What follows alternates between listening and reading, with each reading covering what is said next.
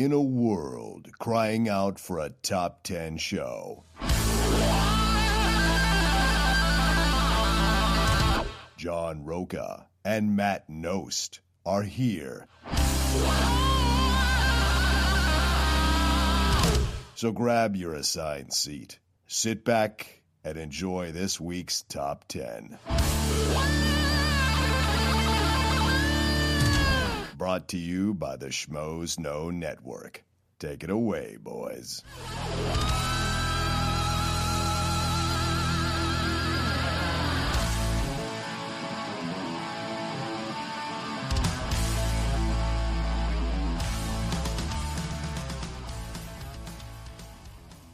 Welcome, everybody, to this week's Thunderdome. Thunderdome.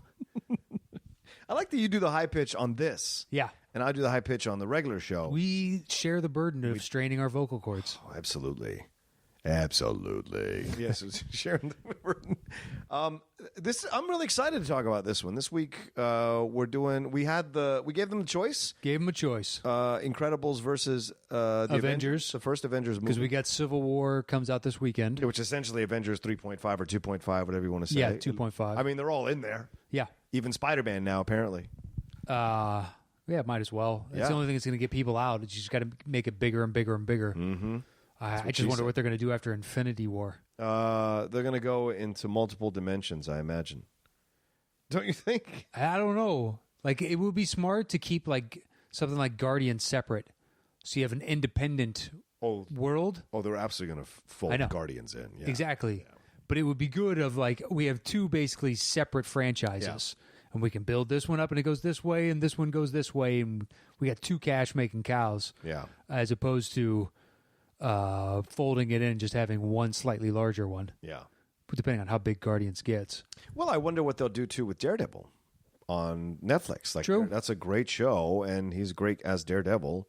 There's no reason he shouldn't be involved in the Avengers stuff, and they make reference to the Avengers stuff throughout the show occasionally. Like, they'll talk about Iron Man, they'll talk about Thor, they'll talk about dropping cities on. So it's just like it's all there. So it'd be interesting how they deal with that, because they're coming out with more characters on Netflix. Yeah, obviously Jessica Jones. I haven't watched that yet. Yeah, I'm kind of superheroed. I'm getting to the point where Deadpool was great. Deadpool's awesome. I couldn't believe it. Also, could be folded in. Yeah, Marvel character. Yeah, I think so. Hopefully. Yeah. Because it'd be good, but I also would like to see more standalone Deadpools. Yes, I agree. And you probably will, because it's a Fox property, I think. Just impressed they did that well with it. Yeah. I mean, couldn't believe it, actually. It's really amazing. Because outside of Marvel itself, everybody else, like, yeah, you might get a double. Yeah. But nobody else is really consistently, outside of Chris Nolan and the Batmans, nobody's hitting home runs in the superhero genre. And they have Deadpool, and you're like, man, this thing is great. It's so good, man. Just when I think I've hit fatigue with superheroes, you do something new. But that's what you need to do. Yeah. Right? You have to. That's when people talk about fatigue. Sometimes I've been on a number of shows where people mention that, and I always go, no, because the genre, it has layers to it, has levels to it you can play with. There's a reason it's existed this long. Exactly. The comic books aren't just the same thing across the board. There's a lot of interesting things they explore, and the characters all have very interesting backgrounds and stories and what have you. So that's why it works for Deadpool. Deadpool's a completely different thing that you've ever seen before. Yeah. Even, Spider-Man is a sarcastic son of a bitch, but nowhere near the level that Deadpool is. No. Yeah, exactly. Yeah. Spider-Man's got a quick reply when he's in full costume and actually he's, in the brashness of the moment. Yeah. Whereas when he's himself, he just goes back to himself, like this kind of shy, quiet guy. Whereas Deadpool just has no choice but being Deadpool. Yeah. Is fucking. He was already like that before, and now he looks like this. So there is no going back. Just like, this is what I am. A rotting avocado. Yeah. Which was my favorite description. So we put it up to. So it was The Incredibles versus The Avengers, and Incredibles won. Incredibles smoked them. Really? Wasn't even close. Was that bad, huh? Wasn't even close. Yeah, wow. Yeah, because you sent me the text, and I was like, really? Okay. Because I had queued up Avengers in my I thought for sure, because Captain America was coming out. I mean, I thought it'd be close. Yeah. I figured Avengers would win, would eke it out. And, I mean, seriously. Yeah. What is it? 2/3 of the votes went for Incredibles? Yeah. Something like that. And you're like, what you told me, Jesus Christ, this isn't even close. I texted you last night and I was like, here's where it stands. Yeah. And there was like X number of votes in between, and they were all, I believe, for Incredibles. Yeah. After the last time I checked. I think there was 2 that were for Avengers, and everything else was Incredibles.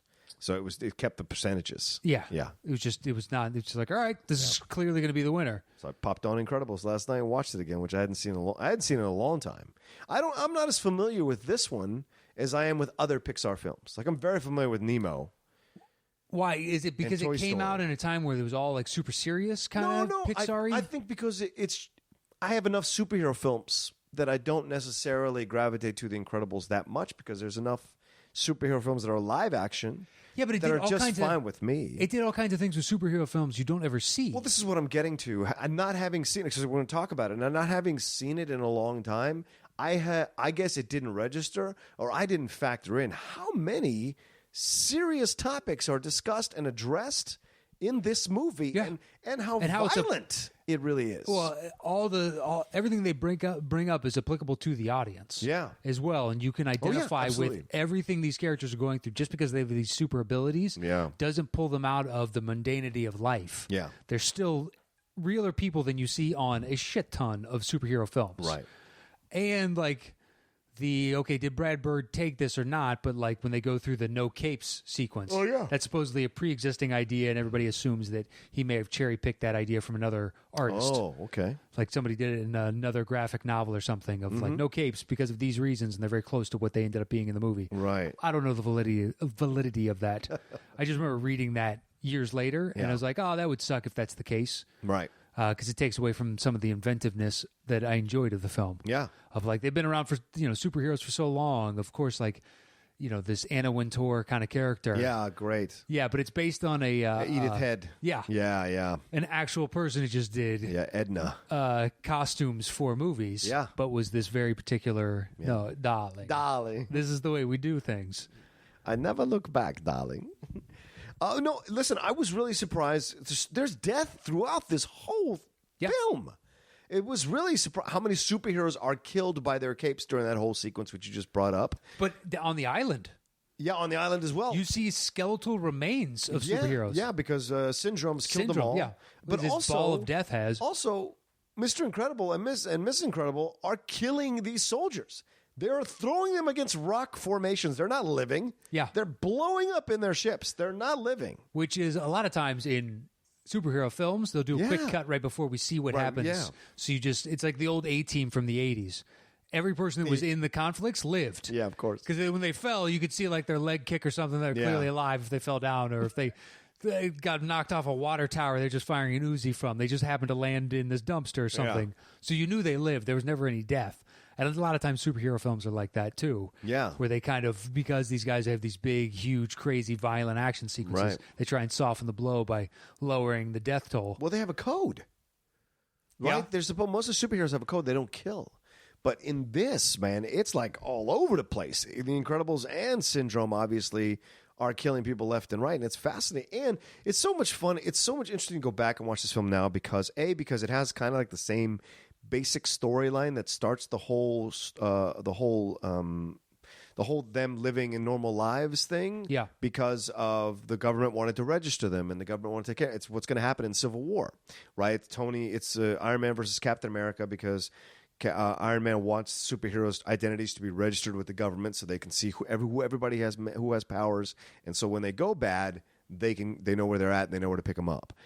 Captain America's like, that's a violation of freedom. We should be allowed to be our own people and not have to be under the government's thumb, which is ironic because Captain America's ironic. So this is the same thing what happens at the beginning of Incredibles. They get sued. The government steps in because too many lawsuits and says, we need to control these people because they're just causing too much damage and there's residual collateral damage. And so we need to just destroy the whole idea of superhero. Well, and make them regular people. It's what makes sense. It's one of the biggest criticisms levied at Zack Snyder for Man of Steel. It's like, why did this battle need to take place where it now just cost us $1 trillion to fix all this stupid people dead? Yeah.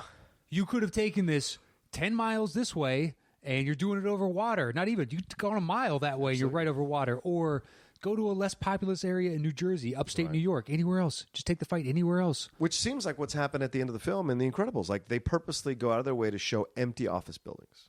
empty situations there. It's late at night. It's after they've gone. Oh, not late enough, but it's certainly later in the evening.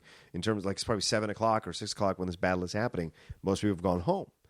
So you see them. They're watching the fight, but they're not like in buildings where you talk about in the newest BVS. You talk about in no, I'm talking about in Incredibles. At the end of Incredibles. How when they have the fight with Syndrome, they have it in an office. It's an office area with huge buildings. It's certainly downtown somewhere in some city. Yeah, no. When they take him on, it's definitely downtown. Yeah, and but you don't see anybody in the buildings. When they crash into a building, there's nobody there. There's no like people screaming or anything. And but that's how you do it, not how Man of Steel did it. Yeah, where it's so obvious people were still working. At first, I thought you were talking about the reference to the newest Batman. Superman. No, that's stupidity. Where you've got Anderson Cooper going, it's the financial district, which is 7 o'clock. Thankfully, most everyone's gone. The worst, man. That was the worst. Yeah. It was like, don't cater to us as idiots. Don't pander to us. Yeah, don't pander to us. Exactly. Yeah. We can fucking all see that. But it was surprising how much I enjoyed this, Matt. I really was surprised. Can you see why it made, I think it was number 4 on my superhero? It's fair now. It's a 2-hour movie, too. It is, but it also... Another great thing it does, it ties in the cool of James Bond with Syndrome's lair and like the plane flying in and it goes underwater first and it goes under the volcano and comes up, but like that door that opens in the lava room to the meeting room, that is the coolest fucking shit. And it's just a great why wouldn't a supervillain have all these stupid toys and all this his own island to come up with these schemes, especially a guy like that. Yeah. Which is a great intro of him at the beginning, him trying to be incredible. Hey, buddy. Eh? Yeah, buddy. Get the fuck out of here, buddy. But he keeps violating, like, Mr. Incredible's rules that he's like, you can't be in this, you can't be this. He doesn't want to listen. He doesn't want to, hear. He's a kid. No, he's a kid, right? But he's a kid who's, like, either he's a bit pampered or he's a bit messed up, because he won't just realize there's danger here and he's out of his element and he shouldn't be getting involved. He's like, oh no, you got to do this, you got to do this, you got to do that, and so logically it leads to him being a villain, which is well, it's like the kid. Do you ski or snowboard? No, Latinos don't do that. Well, you might be surprised. I see Latinos out on the the every once again. Way more than I see any black guys. Well, true. Black people definitely don't ski or I usually see if I'll ski about 10 to 12 days in a given year. Mm-hmm. I usually see like one black guy. Yeah. Maybe 2. It's like in hockey. Watch the playoffs. You'll see the black guy. It stands out because it's so rare. It's not a judgment that they can't do it. It's more like, whoa. They don't play the sport. They don't play the sport. Apparently. Exactly. Yeah. Play anything else. Sure. What's your general point before I took you down that path? Yeah. Yes, there's always like a kid that is way too young that is just barreling down the mountain. Oh, God. And be like, it doesn't even matter to him because if he falls, even at his speed, like his mass is so little, he's not going to hurt himself. Right. So you're just like, good for you, kid. Speed is the name of the game in this. Mm-hmm. And actually, the faster you're going, a lot of times, the safer you are. Because you can just turn sharper. You can see when you get good, you start looking way far in advance. Yeah. So you're not even really paying attention to what your feet are doing. Right. So you see all the danger, and when you're going faster, it's way easier to turn. I can navigate much, better. Well, that makes sense when you're watching those competitions in the Olympics, the slaloms and whatever, like where they're dancing around the flags. That's bananas. Yeah. Like the Super G when they're going. No fucking way, man. No, I've gone down some of those runs and just like, no, I can't imagine doing this at 3 times my current speed. Yeah.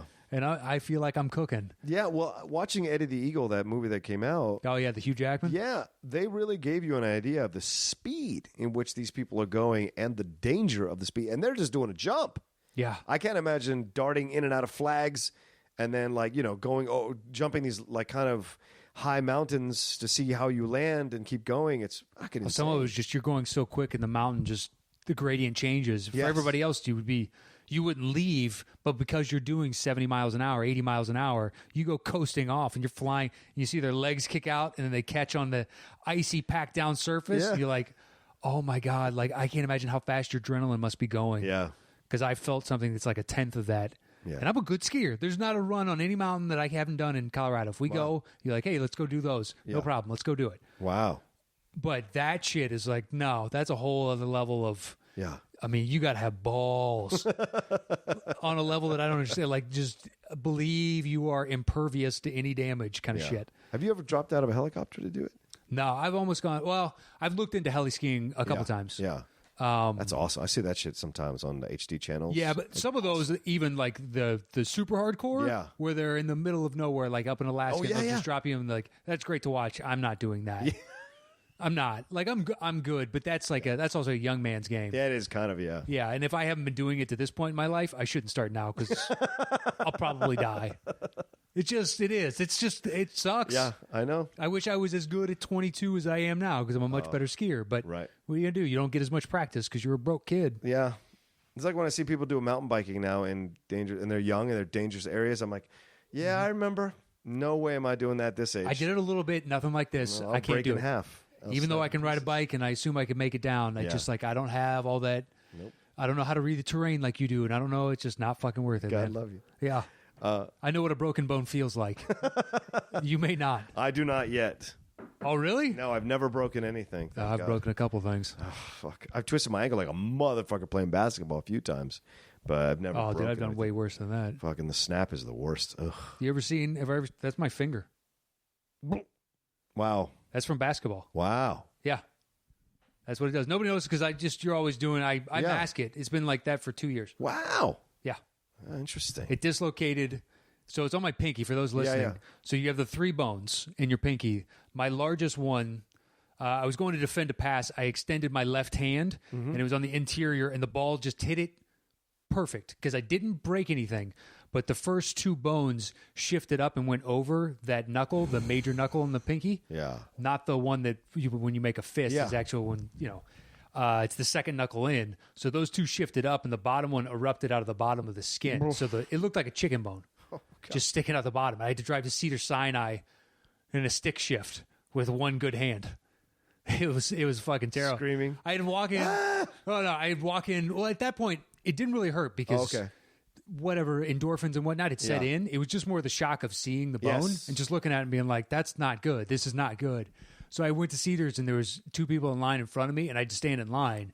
And I just stood there, just like kind of shaking a little bit. Gosh. And somebody looked out and looked over and saw me, and I made eye contact, and they looked down and saw my hand. And they just gave me a 1 second, and they came out and they got me. And the other 2 people in line were like upset at first, and they saw my hand, and they were both like, "Yeah, that's cool." At first, they were like, "I would be too." Why does he get special treatment? Was he a VIP car? Oh, it was okay. That's fine. You go right around. Yeah. I got a bad cold. Or whatever the case is, I might have the flu or something. This guy's Blanche White. Yeah. No, it's good. It's good. Put him on there. Anyway, we're talking about the movie. Damn it. I hate when taking these. I sometimes take us on these weird tangents. So yeah, I was really surprised how much I enjoyed it because the themes are really adult, very much for a Pixar film. I mean, it's Pixar. Yeah. Pixar always does that. Yeah, but I don't think this has as much of the kid elements as the other ones. It does with the action and with they're masking all of that with.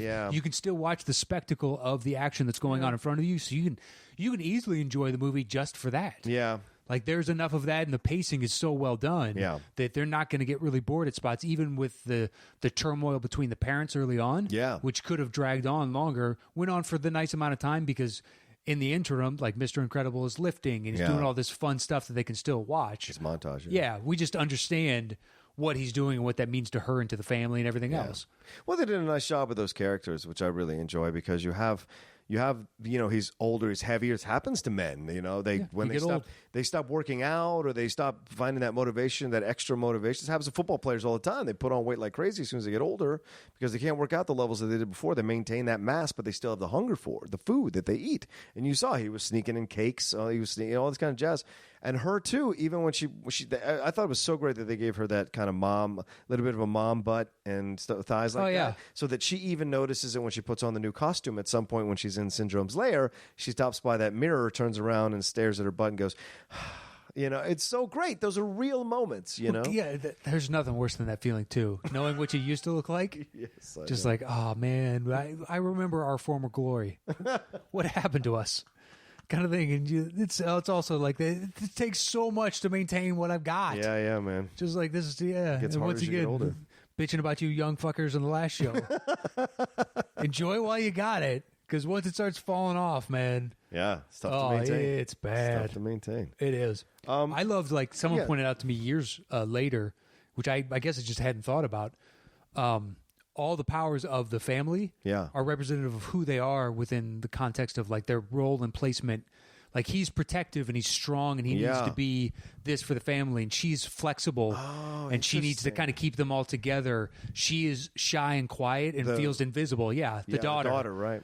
And then the son is just this little hellion speed demon. He's just running around, and the baby is anything because it doesn't know what it is yet. Yeah. And I was like, it's like you're kind of losing me once you get to the boy, but once you get to the baby, and you're like, 100%, I'll give it a full circle because the baby is 10 different things. Yes, because it has no idea what it is yet. My favorite scenes in the movie. I know. Oh my gosh, especially the phone calls. That's what a child would do. Yeah, the phone calls from the babysitter as it keeps getting worse and worse and worse. They find great places for that, for good comedy. Sam Jackson is fucking great. Oh, Sam is great. Oh my gosh, so funny. It just, Where is my super suit? Someone pointed out on Facebook on the vote, like, original is where's my fucking or my motherfucking super suit. My like, motherfucking suit. Exactly, 100%. It's Sam Jackson, for Christ's sakes. Yeah, but he does a great job with it. Like even in the beginning when they do the little interviews with them, and he's like, people like to tell the secret identity. He's like, I don't need to know that. You glad a girl? You good enough for me. That's good enough for me. It's great stuff to give you an idea of what his character is going to be later. So when he shows up, we're already ingratiated with him, and then when he shows up to take take Mr. Incredible out, and they go to the police scanner and all that kind of jazz. You get an idea that they have a friendship, but you don't need to have like these extended scenes. So when he shows up, it's because great. You can see that in that him trying to pull Mr. Incredible back to the real world. Yep. Of like, listen, this is our life. We have to get used to this. We're just like everybody else. Right. We do have these amazing powers, but we can't use them anymore, and you need to accept that reality. And this is pathetic that we're out here lying to our wives to sit in a car and listen to a police scanner as we eat donuts. Like, it's just sad. Yeah, this is what I find interesting because the overall theme, it's almost irrelevant that they're superheroes. It's irrelevant. It's about the family, and it's about him embracing getting older as a man, what it means. He's still a nice guy. He still wants to help people, but he's also struggling with the weight. He's struggling with his place in the world now that he's no longer like a hero, which is what gave him his identity in the world. And his wife is trying to be patient with him and understanding, but also make him realize, hey, you've got kids here.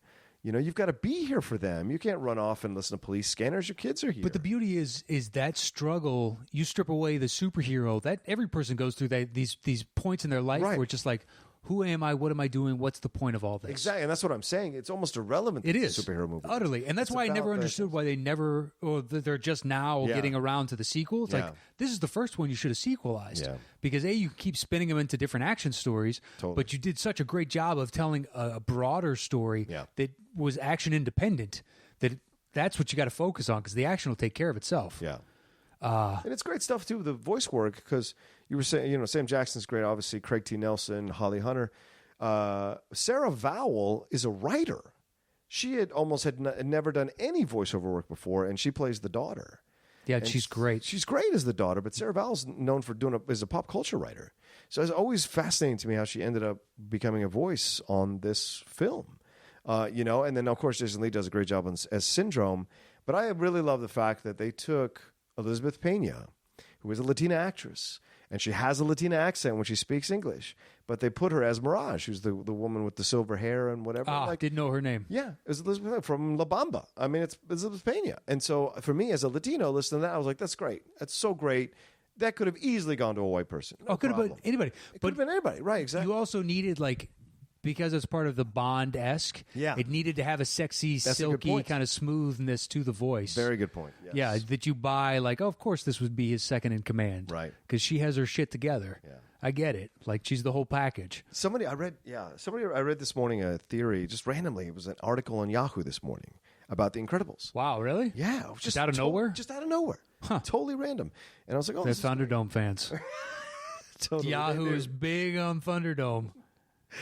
But they're talking about this theory that it's a little bit of a darker theory about The Incredibles, and that is that Edna designed the capes. Yeah, right. And the first girl that you see die getting caught up in the plane, the superhero, she's a high school student.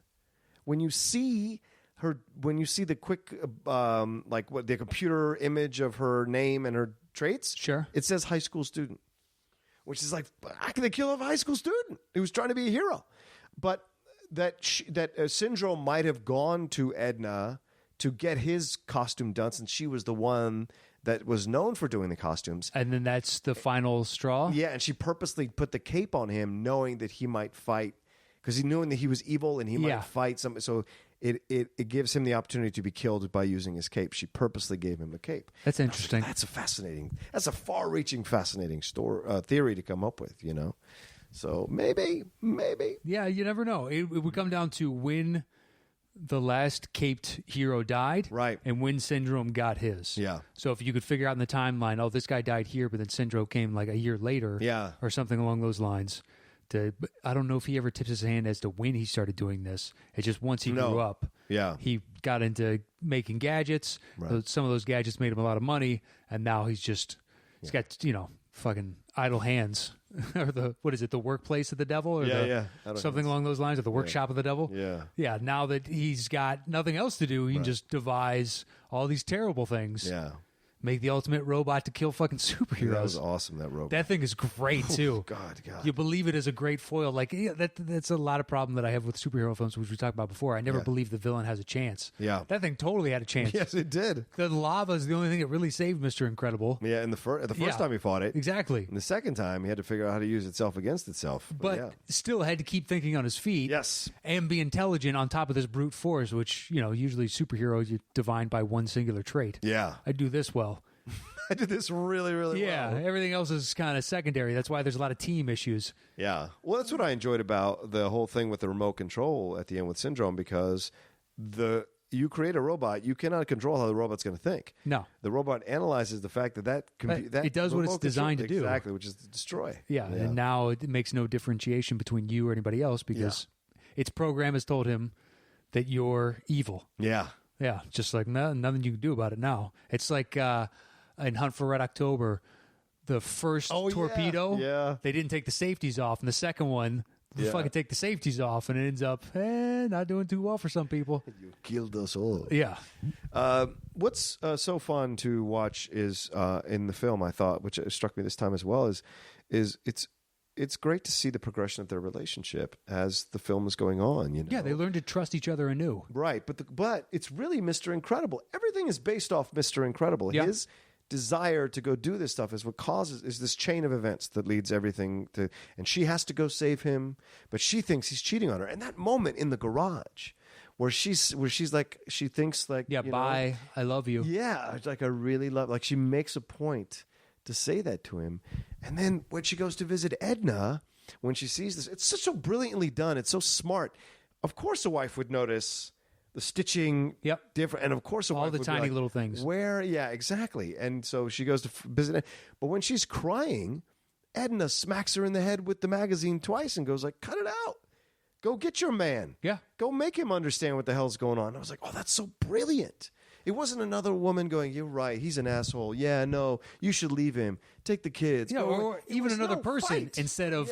Instead of basically helping you wallow. It's like, why don't you take action for yourself? Exactly. And that's what I'm saying. You see that in movies all the time now. And I'm like, this is what I liked about this, is that she was like, no, stand up and go get your shit. Go handle your shit, I love that. It's an excellent film. Yeah, it really is. Now you can see why I made my number 4. I think if we redid that show, Deadpool is making my top 5 mix somewhere, so I got to figure out what's getting bumped out, and I don't know what. I got to go back and revisit. Yeah. That's fun. We should do that eventually. Yeah, we should do a supplement show where we do that. Yeah, every couple of years. Just there's been enough superhero films. Totally. See if another one. And look, if there's a couple more Deadpools in the next few years, you have to rejigger that list entirely. And the rumor is this Captain America is supposedly the best superhero ever made, period, by miles. Supposedly destroys the convention completely. It takes it to a whole other level. I'm amazed because the last Cap was, I couldn't believe how much I liked it. Yeah, Winter Soldier was great. Because I thought the first one was okay. Everybody else loved it. I love the first one. Yeah, there were a couple points it was just like, I don't understand what's going on right now. He's never had training, and yet he can fly this bomb torpedo thing perfectly back into the back of the other. Okay. Or he takes the shot, and he's suddenly basically Superman. Yeah. He can run. He can catch down swimming a submarine. Yeah. It's a little personal, so it's not like it's a nuclear. Right. Still. He's had his powers for 30 seconds. He's a hero, man. He is. It was too much. It was just, and I couldn't believe it. In the second one, I was like, wow, you took what I thought was one of the weaker standalone properties and made it arguably my favorite within Marvel. I think that's what people are shocked about is how well Iron Man and Captain America have been done. And they are always been considered characters that people knew about, but weren't necessarily those like marquee characters. Yeah, I think Cap was higher than Iron Man. Probably, yeah. Because I was one of the few kids that liked Iron Man when I was a kid. Yeah.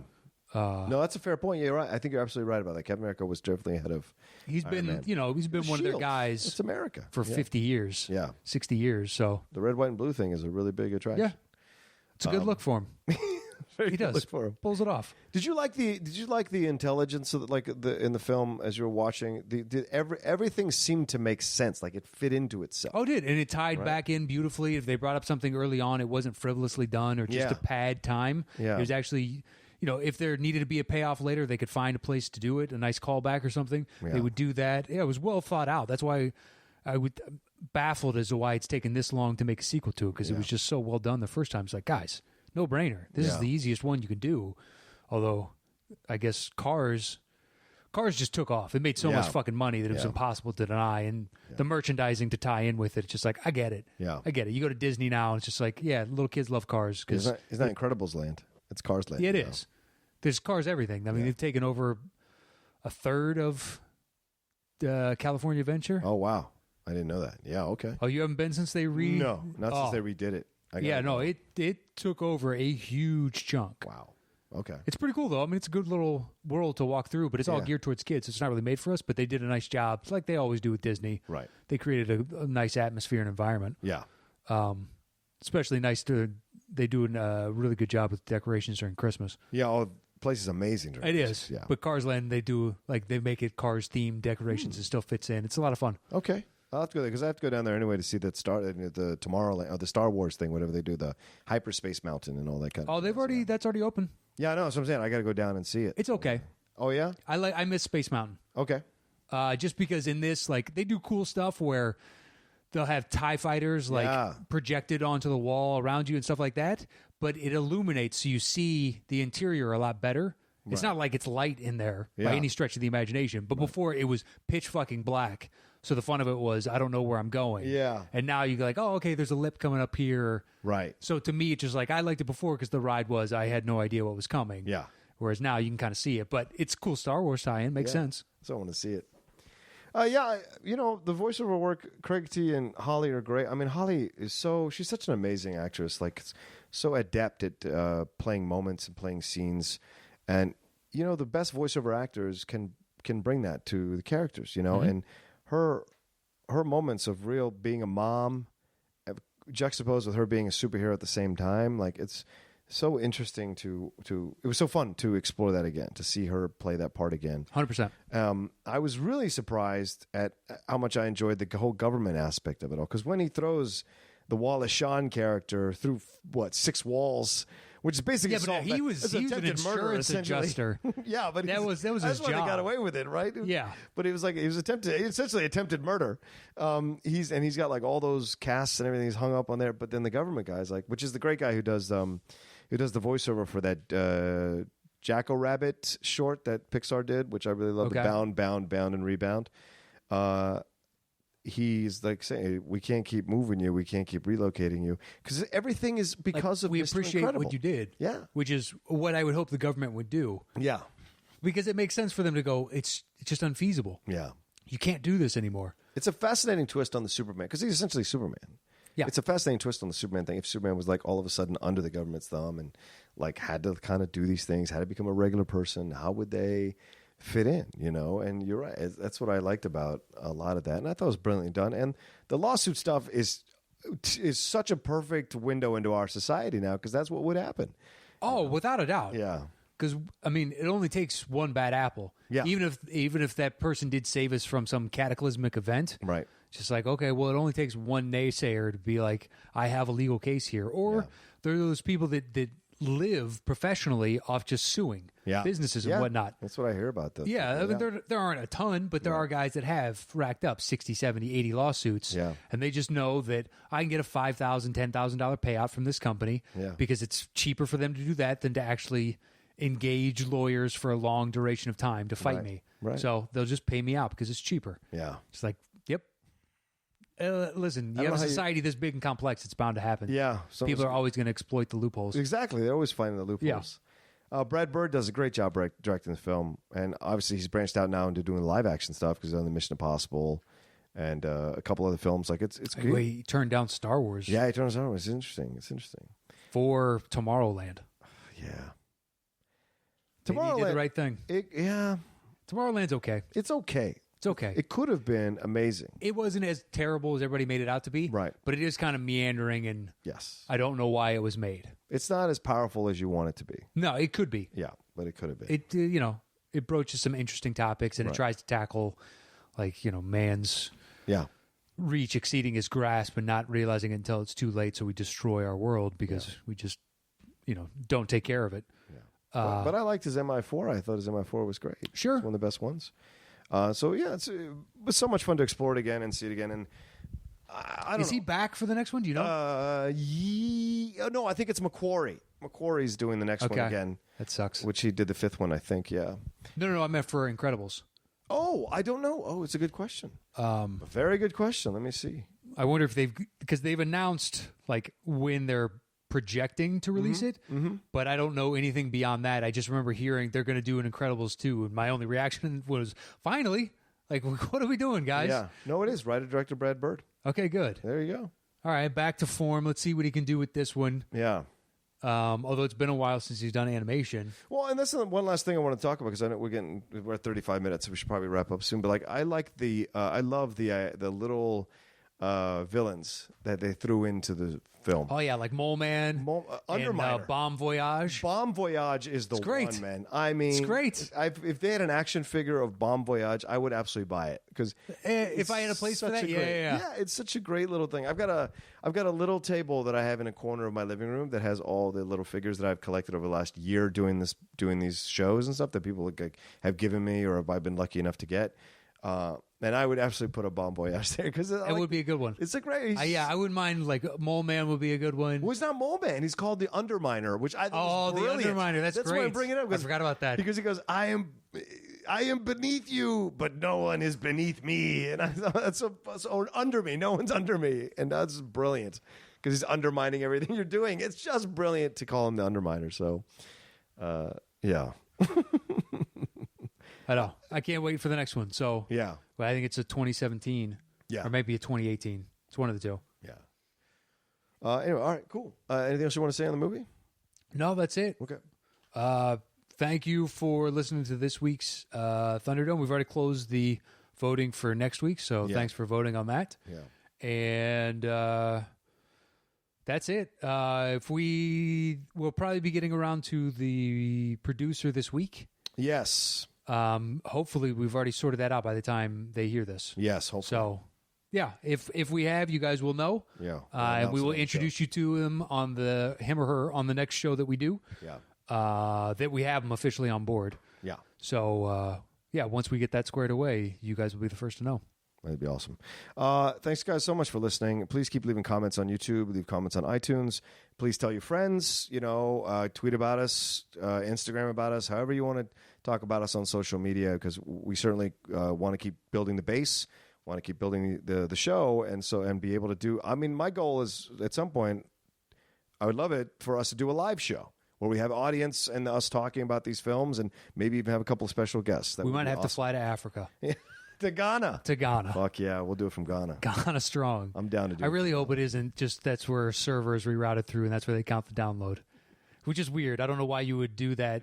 Why that's an internet hub is through Africa. Right. Any stretch of the imagination, I just can't fathom why, unless the land is so cheap and they're right next to a hub that already pre-exists. Oh, yeah, maybe. I don't know, but those things have to have so much AC running through them that I would imagine sub-Saharan Africa's probably not the best place, but I don't know. Yeah, I don't know these things either. I don't know.